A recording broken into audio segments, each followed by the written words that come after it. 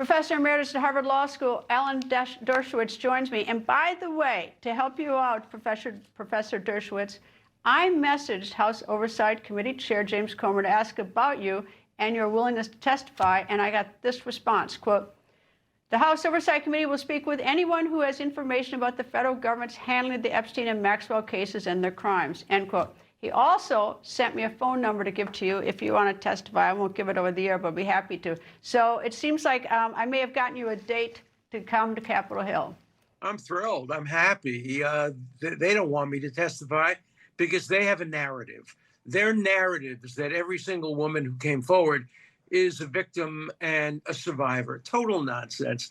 The vast majority of them were transactional, sex for money people who made their own decisions. They were adults. They were 25.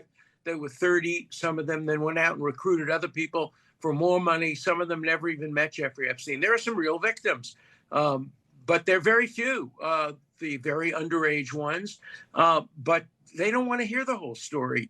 They want to just hear snippets that they can use then to enhance their political careers. So I will make that. I'll tell you what, it'll be a test. I'll give you the phone number.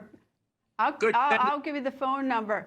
And this will be the test. Whether they want to talk to you behind closed doors, in which case a staffer does it, or whether the members of Congress will do it out in the open and members of Congress question you, and we can all see, how the cards fall. Well, I want to do it in the open. I want to have members of Congress, some of whom are my own students, former students. I want to testify so that the American public can see the actual truth, which is gray, which is nuanced, which isn't as black and white.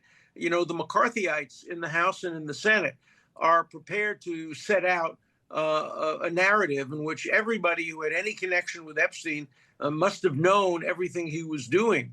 But I have the information about that, and I'm happy to testify. But they're not going to like my testimony. Neither the Democrats nor the Republicans will like my testimony because it will show that what they have been doing has been absolutely misleading the public and has been a new form of McCarthyism. So, they're reluctant to have me testify, but I'll make the phone call. Let's see if they'll do it.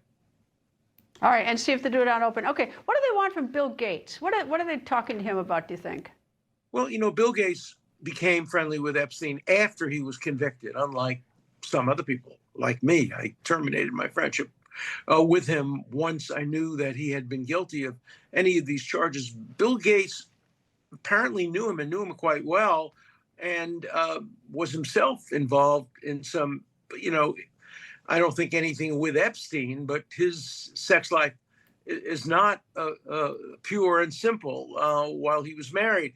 So they're going to try to embarrass him. They're going to try to get him to either provide information that's embarrassing to him, to the Democrats, to the Republicans, whoever is questioning him, and he's seeking advice. Well, I was just going to ask you about that. He's hired an ex-oversight chief to advise him on the Epstein testimony, someone named Jay Greenberg, who until December was spearheading it. What about that? You have a problem with that?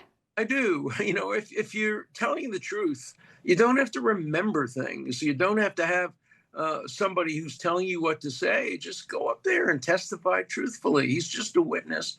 So I'd be interested to hear what he has to say.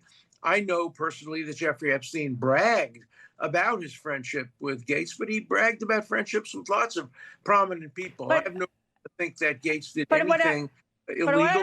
Is there any with Epstein? But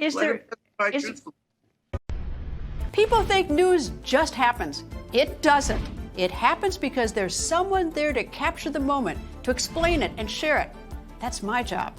I go where news breaks and give you the facts. Join me for The Record on Newsmax.